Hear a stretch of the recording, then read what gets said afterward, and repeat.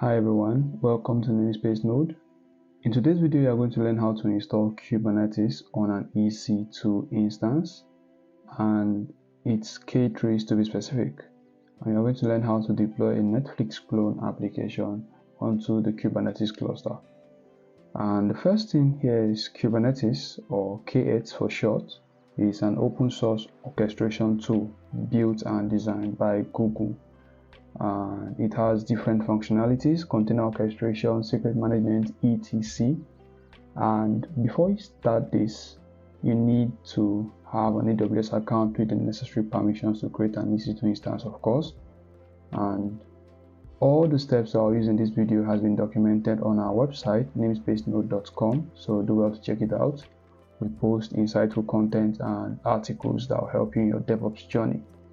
So let's get right into it. The first step is to create an EC2 instance, and you head over to your management console, you log in, and then you type EC2 on the search bar, EC2,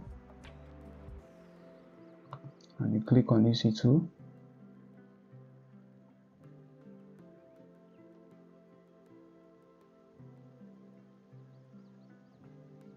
Okay.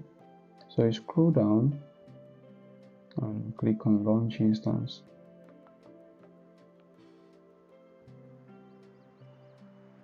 So you can now give your instance a name. For me, I'll just keep it simple and I'll say kubectl. That's the command line tool for Kubernetes. And for the AMI, that's the operating system of the EC2 instance. I like using Ubuntu, and for this lab we'll use Ubuntu. Okay, so as you can see, this is free tier eligible and 64-bit architecture. For the instance type, I'll go with T2 micro for the sake of this lab, and this is also free tier eligible. And for the key pair, we'll create a new key pair, and let's give it a name, kubectl,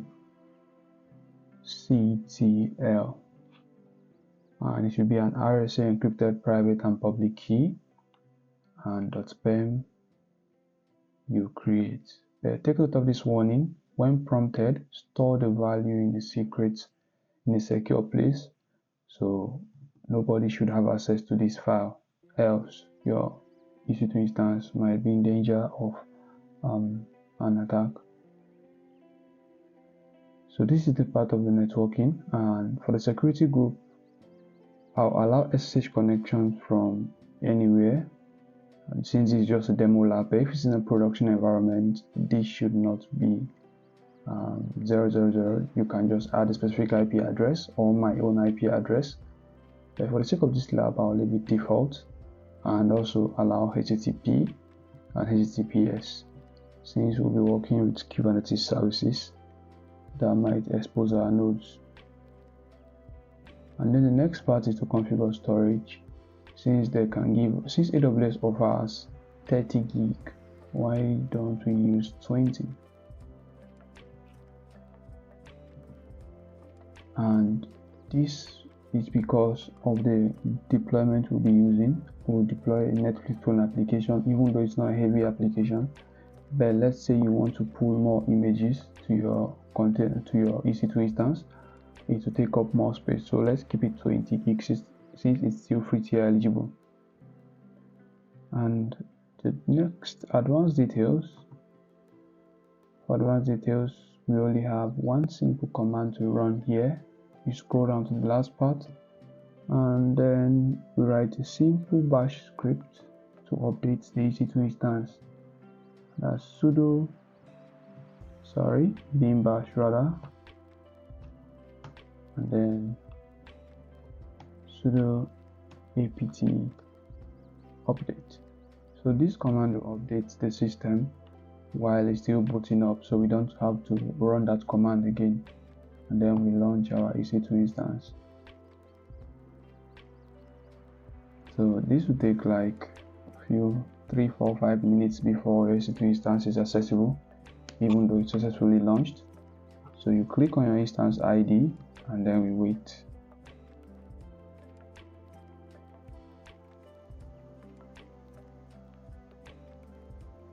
Okay, so your EC2 instance is in a running state, but it's still initializing the status check. So all we have to do now is to click on the EC2 instance and click on connect. And I'm using an SSH client, which I want you guys to use. Since I'm on a Windows machine, I can use any terminal I want. So you copy this command and then hit Windows, hold Windows and R, that's Windows R, and type CMD to open your command prompt, or you can just search for command prompt here. It's still the same. And after you open command prompt, just type cd downloads and then paste in the command you just copied. So I type in yes. I'm logged into my EC2 instance. So we already ran sudo update, so that's, you don't need to update it anymore since it's already updated. All I need to do now is to go back to my documentation over here, create an EC2 instance. We just did that, and we just logged into the EC2 instance using the command. So the next part now is to install Kubernetes, K3s to be specific, and just run this command to download and install Kubernetes. So we come here and then paste this command. It downloads Kubernetes and then it enables it and starts it. While that's still loading, you can still come back to this other part of the video, and that's to deploy a Netflix clone application that looks like this. So it's a really cool application, and it's not really that hard to do it using Kubernetes because I already containerized this application and it's on my Docker Hub repository. So this is still loading, and while that's still there, let me explain this command. kubectl creates deployment Netflix. So this command creates a deployment on Kubernetes called Netflix with the image, my name, and the repository, that's johnojabo1/Netflix. So is this the Netflix image URL on Docker Hub registry? And this basically creates a deployment for us, and the next command here exposes that deployment as a load balancer on port 80 because the application itself was built to listen on port 80. So let's copy this command and let's confirm if kubectl is already up. Let's say kubectl get nodes. Let's see, and you have it, it's ready. The control plane, the master, all is ready, and this is Kubernetes version 1.3. so this is just a lightweight version of Kubernetes K3s.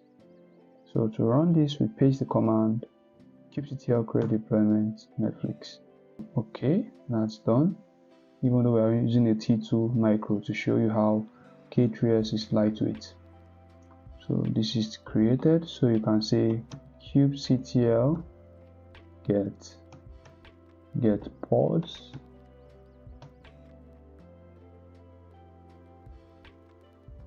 and let's see, container is still creating, and while that's still creating, let's copy the command to expose our deployment.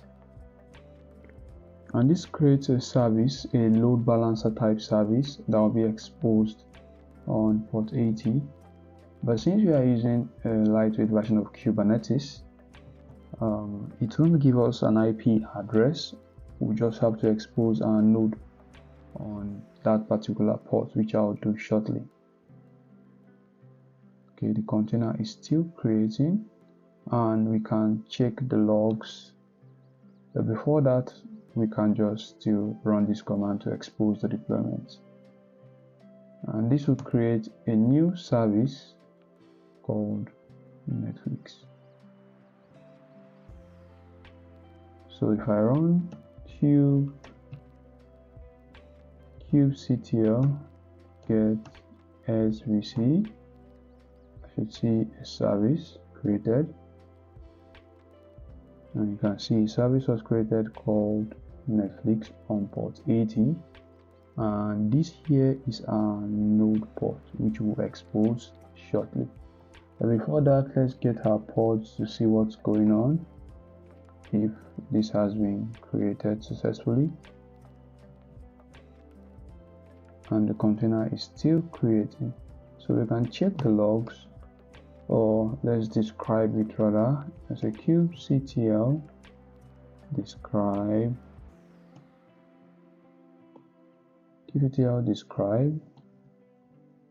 pods, and then we can check what's going on. Okay, so you can see successfully pulled my image and it created the container Netflix and started the container Netflix. But if I still run kubectl get pods, based on the logs here, it should be up.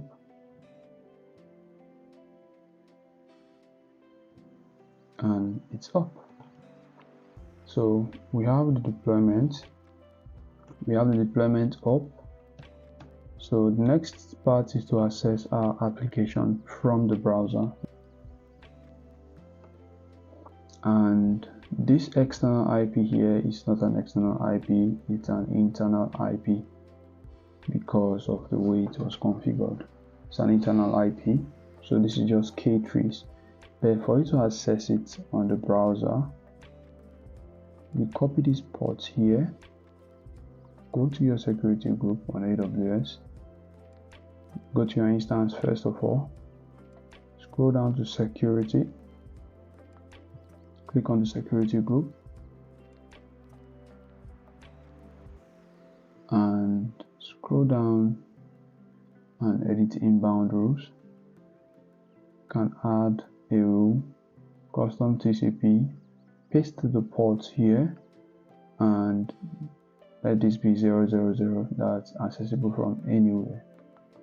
So you can save the rule and then still come back to your EC2 instance here, click on the running instances and open this address. It's not going to load up until we add our ports here and then take out this S, since it's HTTP not HTTPS. So let's wait and see if this works, and clearly it's working. Netflix is showing here and you can see the application has been deployed. So after doing all this and deploying your Netflix application, you do well to delete the instance the moment you stop using it, because this is just a demo, and if you keep it running you're going to get charged. So you just come over to instance state and then you can terminate your EC2 instance. So thank you guys for watching this video, and every step I followed here has been documented, even creating of the security, editing of the security group rather, and every other thing has been documented on our website. Do well to like this video and subscribe to the YouTube channel, and it helps us to grow and make more insightful content for every DevOps engineer out there. Thank you and God bless you.